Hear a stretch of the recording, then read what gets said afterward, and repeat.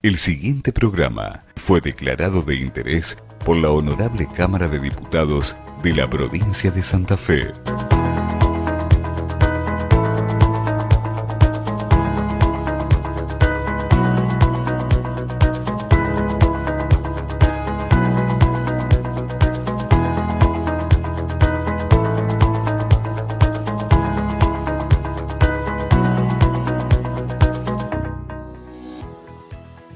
Se llega a la maternidad o a la no maternidad por distintos caminos, pero siempre es una elección, tener o no tener hijos, entre los sentimientos propios y los mandatos sociales. Mujeres, hombres, parejas que hacen hasta lo imposible para tener un hijo y aquellos que prefieren no tenerlo. Hoy hablaremos de genética humana. Bienvenidos a ¿Y ustedes para cuándo?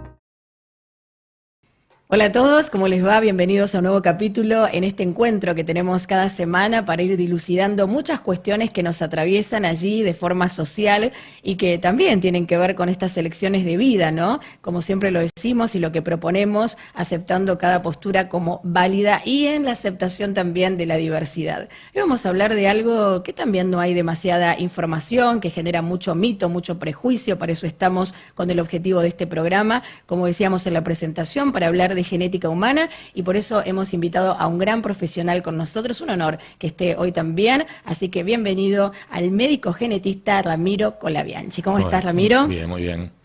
Gracias por la presentación. No, para nosotros es un gusto, un placer. Bueno, hacía mucho tiempo que teníamos ganas de tenerte acá con nosotros, porque como decía también al presentar, el hecho de que no haya tanta información también genera, ¿no? Que ahí se genere socialmente mucho mito, sí, mucho condicionamiento, mucho prejuicio. Así que la primera pregunta que te voy a hacer tiene que ver con tu especialidad, ¿no? ¿Y qué es la genética humana? Bueno, vos decís en la sociedad, y pasa también en la sociedad médica, porque para los médicos todavía los genetistas tenemos que hacer un poco de cultura, de decirle en qué lugar encajamos nosotros. Primero porque en la facultad mucho de genética no aprendemos. En sí es el lugar que hemos encontrado cada uno de nosotros que hacemos genética en el fin. En un principio nace la genética para conocer cómo estamos hechos y cómo vamos transmitiendo nuestra información a la descendencia. Esa es la conclusión. En el trabajo diario tenemos lo preconcepcional, o sea, antes de que la pareja embarace, lo prenatal, que es durante el embarazo, y lo postnatal, que puede ser en cualquier etapa de la vida, hacer diagnóstico de alguna manifestación diferente de lo esperado que puede estar relacionado con la genética, con la herencia. Ese es un poquito el campo de acción que tenemos nosotros.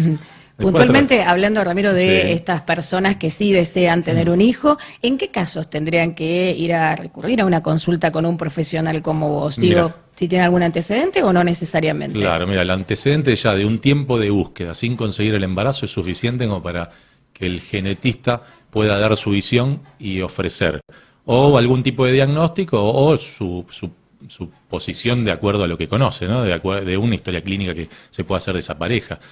Entonces, ya desde ese momento creo que todos aquellos que buscan pueden ir a hablar con el genetista. Después tenés aquellos que sí tienen antecedentes y creo que son los que más fácilmente pueden pensar en ir a hablar con el genetista, porque si tengo un antecedente de una enfermedad, quiero saber si eso es heredable o no, y ahí es donde entramos más fácilmente. En el caso, bueno, de aquellas personas o parejas que recurren a un tratamiento de reproducción asistida, ¿hay estudios de genética, llamémosle de rutina, que se les hacen a todos? Sí, ya eso está estipulado dentro de los estándares de trabajo a nivel mundial. Ya voy a hablar a título personal del lugar donde nosotros trabajamos, que tenemos como protocolo el estudio del cariotipo y de las mutaciones de la fibrosis quística, que es la patología recesiva que tiene la mayor incidencia de portadores, el mayor número de portadores que se llaman portadores sanos. Aquella persona que tiene un gen alterado y el otro no manifiesta la enfermedad, pero si se junta con otra persona que sí lo tiene, lo pueden transmitir como enfermedad a la descendencia. Entonces, dado ese número alto, es la enfermedad que se ha elegido estudiar como precaución para que no nazcan chicos con esa enfermedad. Ajá, o sea que ahí estaríamos llevando adelante una tarea de prevención. Eso estamos haciendo prevención. Y después según los antecedentes que nos cuenten la historia clínica, agregar algún estudio más, pero como estándar, como protocolo de trabajo base, esos son los dos estudios que hacemos. O sea que esto es lo habitual para cualquier pareja, digamos, que está en la búsqueda de un hijo, que va a ir a una técnica de reproducción asistida puntualmente. Aquellos, digamos, que por ahí, bueno, siguen en la búsqueda sin usar la ciencia, en este caso, ¿qué estudios tendrían que hacerse también? Mira, ahí son posturas más de qué forma trabajar.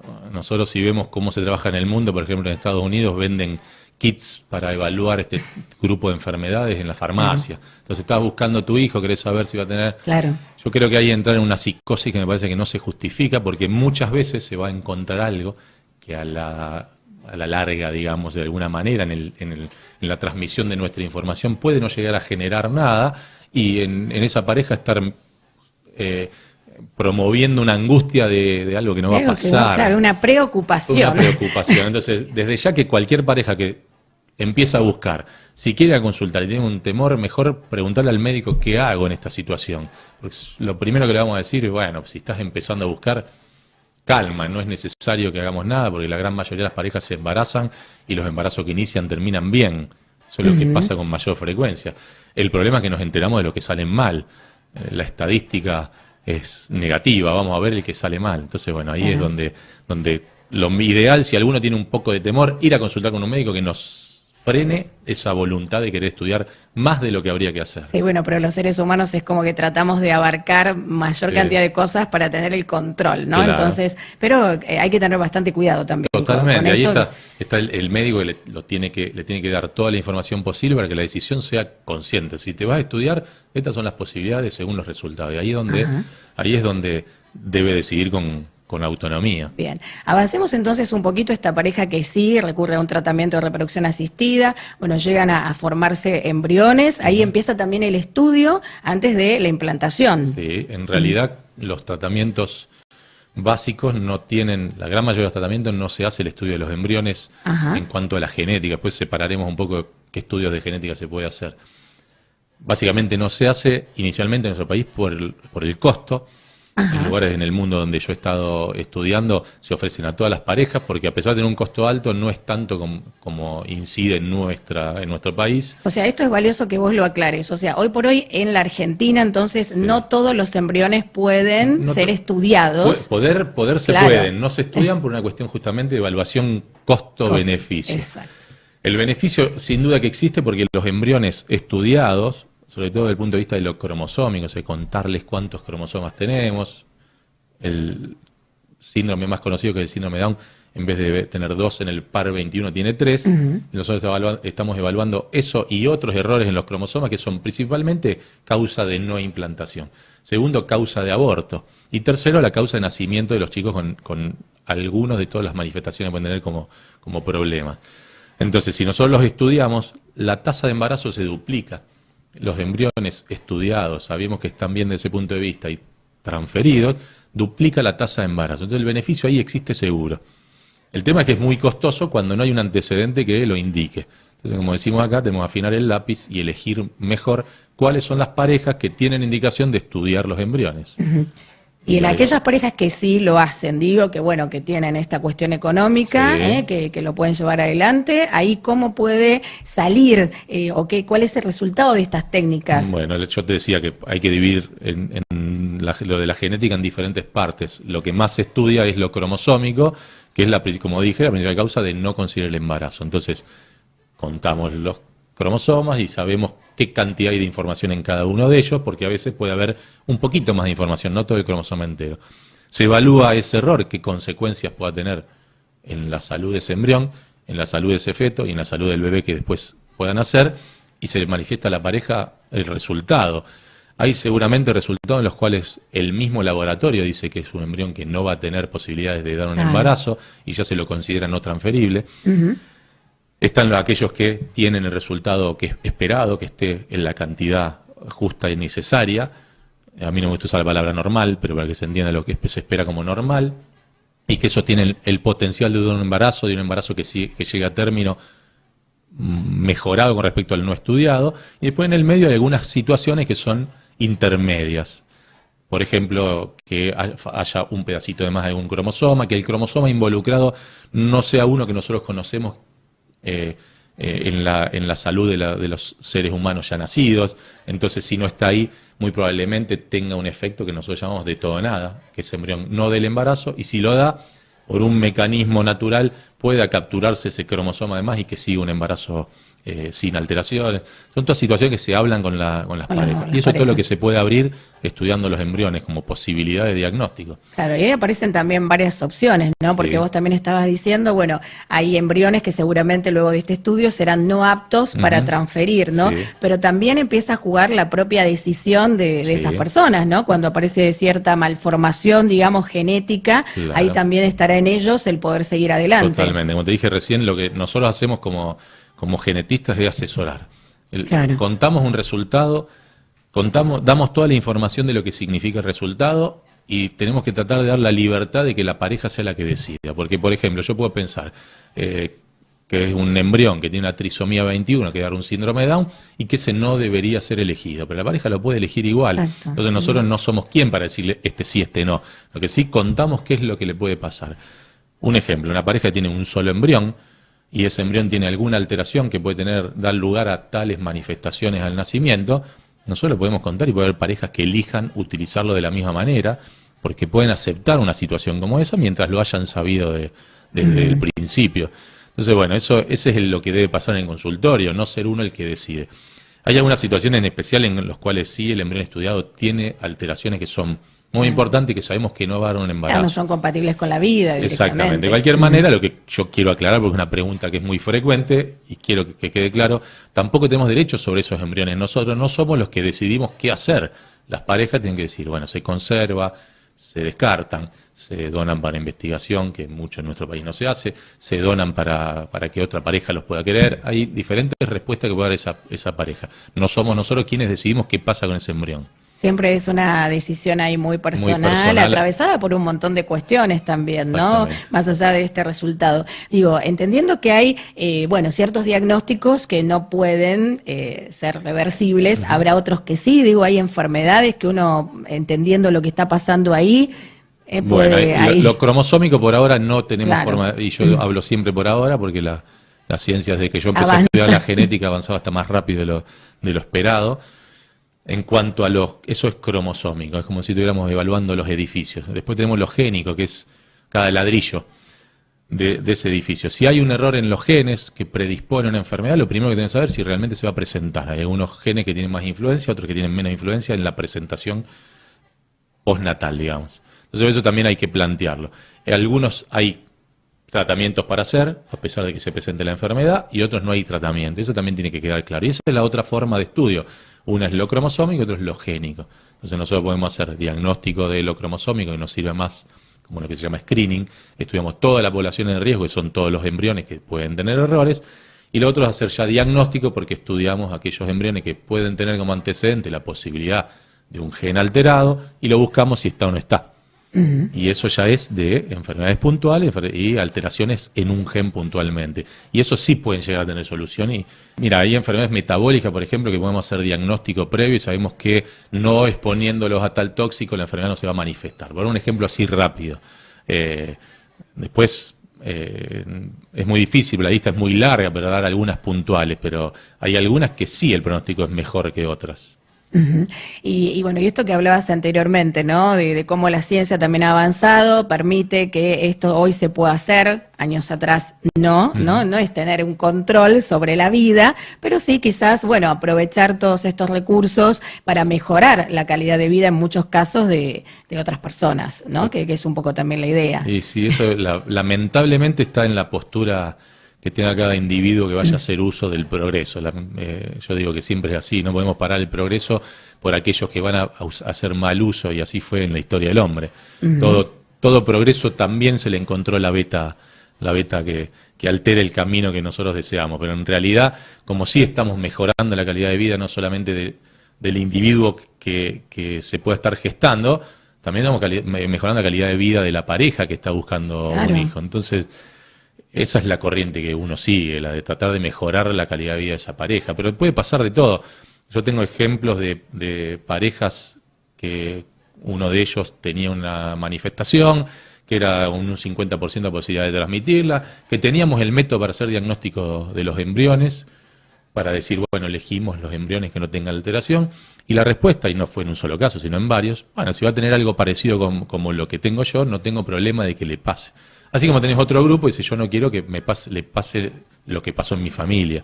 Eso también es independiente de cada uno. Entonces uno tiene que tener las herramientas, nosotros tenemos las herramientas disponibles para responder a quien nos lo reclame. Claro, las opciones están y las posibilidades la ciencia las está brindando. Antes hablábamos, bueno, de los tratamientos de reproducción asistida y en este programa también hemos tratado en más de una ocasión lo que es la donación de gametos, ¿no? Con todo lo que eso también genera socialmente, todavía la desinformación y el mito y el prejuicio, ya que hoy te tenemos a vos acá, te aprovechamos, ¿no? Porque en esto de que muchas veces se llega a decir, pero ¿cómo es esto? ¿Están usando los óvulos de esta persona para varias parejas? ¿Qué pasa con el cruce genético después? Bueno, mira, históricamente, cuando se empezó con la donación de gametos, lo que se hizo es un estudio poblacional para ver justamente lo que la sociedad reclama. ¿Qué pasa si después se encuentran dos hijos de la misma persona? Claro. Entonces que hay un cálculo hecho estadístico, qué probabilidad hay en cierta población que hijos de un mismo individuo se puedan encontrar en el futuro, y entonces se determina cuántas veces puede donar una misma persona. Y eso es un límite y de nuevo vamos a lo mismo. Si uno es consciente, lo utiliza, y si el que lo está utilizando como herramienta no lo hace, puede estar cometiendo el error. Realmente se controla, uno sabe que nosotros tenemos mecanismos de regulación, los centros de fertilidad, controles, sociedades que te controlan, y eso está controlado, no es que hay un libre uso de... O sea, hoy no hay una ley, pero sí cada centro de fertilidad tiene su propia regulación. Yo lo llamo como unas normas, no los propios centros, sino las sociedades dicen, bueno, estas son las reglas. En un principio, cuando no existía ni eso, cada centro seguía las normas que iba estudiando de acuerdo a las actualizaciones que uno podía tener, lo que se habla en los congresos, lo que uno tiene en contacto con los otros medios. Entonces, eso es una regulación propia. Hoy las sociedades que nos nuclean dan ciertas normas y hay que cumplirlas porque los controles son anuales. Entonces hay una regulación, y lo que se tiene en cuenta es justamente lo que yo te decía, cuántas veces dona una persona según la población de llegada de los centros de fertilidad, porque nosotros en Rosario hay varios centros, y eso es lo que se tiene en control. De cualquier manera, no está de más aclarar que hay que un poco el mito que existe, que si se encuentran va a pasar algo. Lo que pasa cuando hay consanguinidad, o sea, dos personas son familiares, ya sea directos o indirectos, es que se aumentan las probabilidades de cierto tipo de enfermedades que puedan tener una forma de herencia. La número uno es, como nombré la fibrosis quística al principio, es una enfermedad recesiva, que las dos personas tienen que ser portadoras. Entonces, si son dos personas de la misma familia, hay mayores posibilidades que sean portadoras de un gen que predispone a una enfermedad recesiva. Entonces ahí aumentamos el riesgo de que se manifieste una enfermedad recesiva. Los segundos son el grupo de enfermedades que llaman de transmisión multifactorial. Multifactorial es una predisposición por varios genes, que no desconocemos el número, puede ser 2, 3, 4, más de uno seguro, y la interacción con el medio ambiente. Entonces, si nosotros somos de la misma familia, tenemos mayor predisposición a tener los mismos genes. Entonces, la predisposición a que después el medio ambiente influya y esas enfermedades multifactoriales se den también aumenta. Ahora, no hay una cuestión de que se cruzan y hay incompatibilidad, no está eso. O sea, dos hermanos, el padre con una hija, estoy diciendo barbaridades, pero que pueden pasar, no tienen una predisposición mayor a que pase algo porque así, el choque de la información, no es eso. Bueno, está buenísimo toda esta aclaración y bueno, todos los conceptos que estás transmitiendo precisamente para aportar, ¿no?, a lo que a veces ahí circula entre lo que la gente desconoce, pero trata de informarse mediante internet. Totalmente. Y va buscando y bueno, y encuentra absolutamente de todo, ¿no? Sí. Y eso en vez de ayudar, bueno, hace todo el efecto contrario. Es la trampa justamente de ponerse a buscar porque uno no le impide a los pacientes que lo hagan, pero sí le tiene que aclarar que Internet, o sea, el lugar donde va a buscar información dada por terceros, casi siempre es lo malo. Como dije al principio, nos enteramos de lo que sale mal, pero detrás de lo que sale mal hay una cuestión muy importante, muy grande, que seguramente es que salga bien. Entonces, bueno, ahí es donde tenemos que influir nosotros, conocedores del tema, para contarles de qué es lo que se le está ocultando en la búsqueda en Internet. No impedir que busquen, porque es imposible, porque nos pasa a nosotros mismos. Cuando hay algo que desconocemos, estamos dudando, lo primero que hacemos es ir a Google y buscarlo.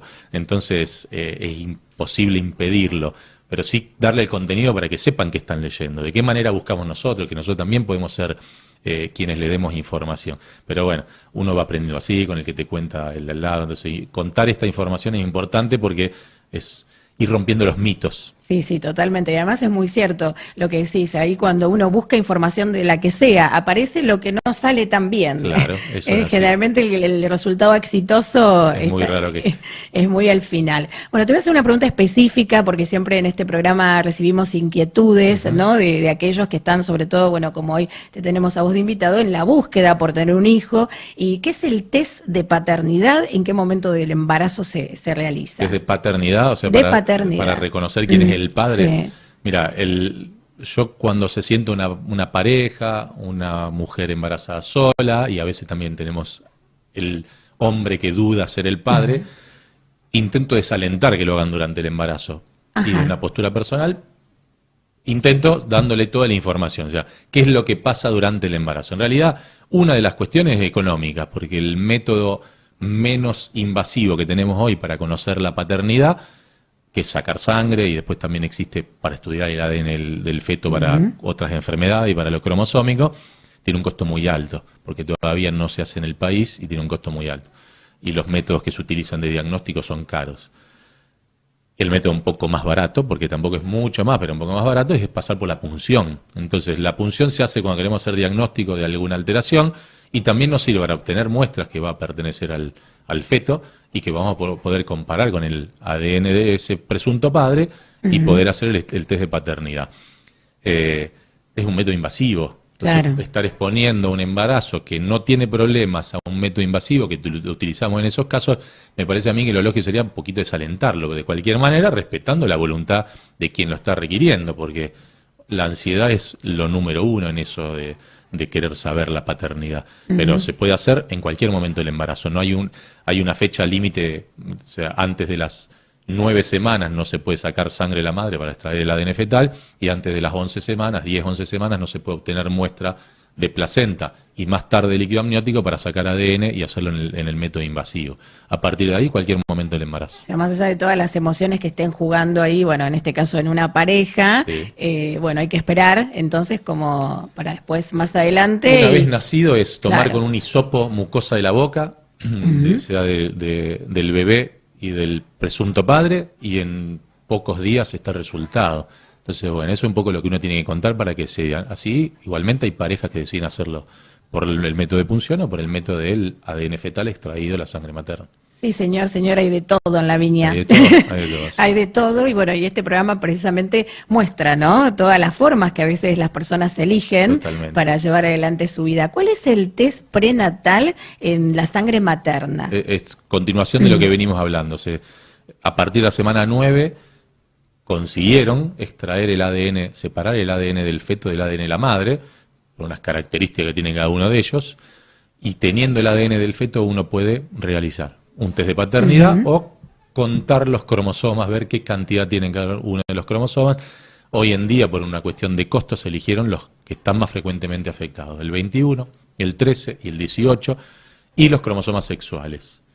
También se agregó dentro de la técnica evaluar otros cromosomas que están relacionados con alteraciones durante el embarazo, el mal crecimiento, o sea que sean fetos más chiquitos, o la probabilidad de interrupción.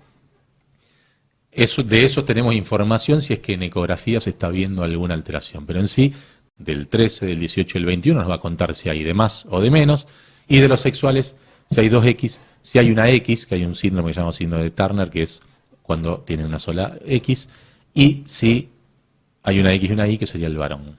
Entonces, ese estudio de cromosomopatías, o sea, alteraciones de los cromosomas en el ADN fetal extraído de sangre materna, es la técnica no invasiva más nueva con la que contamos. Bien. Es así. Perfecto, o sea que estamos como viendo ahí diferentes opciones opciones que aquellos Sí. que recurren a este camino pueden también tener, ¿no? Gracias a la medicina, a la ciencia. Y ya también aprovechando que hoy te tenemos en el programa, bueno, te saco un poco de lo que es específicamente, bueno, fertilidad. Ustedes también están trabajando, y vos específicamente sabemos, en lo que es la búsqueda de identidad Sí, así para es. muchas personas, que es algo que viene ahí muy fuerte en este último tiempo, ¿no? Sí. ¿Cuáles son las personas que recurren también? A mí me pasó, lo cuento siempre un poco por casualidad, porque empezamos con el laboratorio que iba a ser de genética, biología molecular, y por requerimiento de una persona de tratar de hacer un estudio, dijimos, vamos a hacer el área de paternidad y de estudios de filiación. Entre las personas que vinieron en forma individual a tratar de encontrar un familiar cercano, me contó que hacía una búsqueda en un estudio ancestral que se hacía en el exterior, y bueno, me metí un poco en el tema de la identidad gracias a eso. Y a conocer que en nuestro país hay mucha gente que desconoce su identidad, Claro. porque ha sido, yo voy a decir esto, adoptado ilegalmente, no está bien, porque la adopción es legal o no o no es adopción, y lo otro sería, el término correcto sería por apropiación. Son personas que han sido separadas de su familia biológica y criadas por una familia que no era biológica, contándole y cambiando los documentos a aquellos Sí. nuevos y no los reales. Entonces, bueno, eso es un mundo diferente, y uno se entera a partir de ir entrando todas las historias que puede haber, y que en nuestro país es un número muy grande de gente que está buscando su identidad. Sí, por eso te lo preguntaba, ¿no? Porque sabemos que son cada vez más las personas que van enterándose de que esto es Claro. posible, ¿no? Y que recurren a la medicina genética Sí. como para poder encontrar, bueno, su identidad, ni más ni menos que lo que eso significa en la vida de una persona. Totalmente. Una cuestión muy importante que es la difusión que se le está dando en el último tiempo. Yo hace 4 años, un poquito más, que empecé con esta historia que te acabo de contar, y en los medios la difusión que se le empezó a dar fue muchísimo más en estos últimos 2 años aproximadamente, y el efecto que tienen aquellos que o dudaron o realmente sabían pero no se acercaban a conocer es impresionante. Y sobre todo porque enterarse que hay un método de la ciencia que nos permite conocer una verdad, hace que uno abra una puerta que antes la creía cerrada. Y eso se ven en las historias más viejas, son de gente que ocultó una información y era muy fácil ocultarla, porque no había ningún método para conocerlo. Hoy es cada vez más difícil ocultarla. De cualquier manera sigue pasando esto de que bebés nacidos en una familia son criados por otra a pesar de no haber pasado por la adopción. O sea, la apropiación sigue pasando. Uno puede criticar porque las leyes de adopción no son como deberían ser flexibles, bueno, eso es meterse en un terreno un poco más profundo. Pero sigue pasando, y la ciencia con este método, con estos métodos, acerca la verdad. Y como mensaje está bueno que los que no dudamos también acerquemos nuestra información, porque podemos ser útiles para alguien que está buscando. Eso es muy importante, porque todos los métodos que hay de búsqueda y los bancos se tienen que nutrir de información. Si van nada más que los buscadores, es muy difícil que se encuentren. Entonces tienen que ir los buscadores más quienes no buscamos, porque en nuestro árbol genealógico puede haber algún familiar que esté por ahí dando vueltas en la sangre de los buscadores. Esa es la idea. Bien, Ramiro, la verdad que es fantástico, todo lo que estuvimos compartiendo en este programa con vos. Bueno, como dije al principio, desandándonos de muchas cuestiones, ¿no? Que ahí también uno cree que ya sabe, Sí. por lo que escuchó, por lo que vio, y realmente, bueno, desde tu lugar y desde tu palabra como profesional podemos entenderlas mucho mejor, ¿no? Que de eso se trata y es la premisa también de este programa. ¿Cuál sería entonces tu recomendación, en definitiva, para aquellas parejas, para aquellas personas que están en la búsqueda? Digo, tampoco tomar esto como antes lo aclaraste, ¿no? Como decir, bueno, quiero tener absolutamente todo bajo control, sino también el dejar que fluya, ¿no? La vida es incertidumbre y también está lindo vivirlo desde ese lugar. Totalmente, es un concepto personal, pero estoy totalmente de acuerdo. La realidad es que desde la fertilidad se plantean tiempos de búsqueda hasta consultar con un médico especialista en fertilidad. Eso tiene un límite que son los 35 años de la mujer, como para decir, bueno, antes de los 35 años no nos apuramos tanto, y un año de búsqueda puede pasar. Después de los 35 años eso se debería reducir a 6 meses. Eso es una cuestión de la ovulación de la mujer y lo que puede pasar con el resultado. En cuanto a la herencia y a la genética, está en la voluntad de cada uno, y tratar de encontrarse con un médico que les cuente la realidad para saber qué decidir, pero no hay una urgencia, menos que haya un antecedente. Si hay un antecedente, Claro.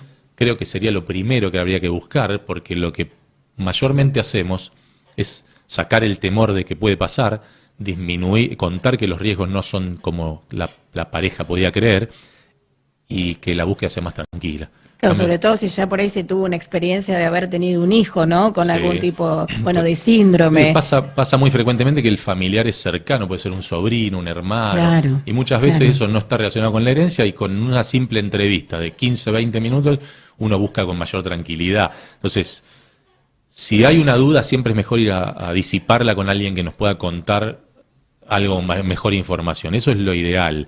Si la duda es negativa, mucho mejor, porque seguramente lo que vamos a cambiar nosotros es esa visión.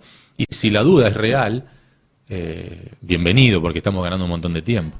Totalmente. Bueno, Ramiro, un placer, como te dijimos, Gracias. así que muchas gracias por haber estado hoy en el programa. Te vamos a volver a convocar, Bueno, sí, cómo seguramente para otra temática que siempre es interesante. Bueno, el gusto fue mío, que me hayan invitado. Siempre es bueno poder contar lo que uno hace todos los días para acercar a mayor cantidad de gente, porque si no se reduce el grupo que entra al consultorio nuestro, y es mucho mejor así. Bueno, gracias y hasta cualquier otro momento. Hasta luego. Estuvo con nosotros el doctor Ramiro Colabianchi, hoy hablando de genética humana. Acordate que podés allí dejar también tu comentario, tu inquietud, tu propuesta para que la tengamos en cuenta para los próximos capítulos. Agradeciéndote que estés ahí, sabés que podés volver a ver este programa en cualquier momento, compartirlo también en las redes sociales. Te esperamos el próximo domingo con un nuevo ¿Y ustedes para cuándo?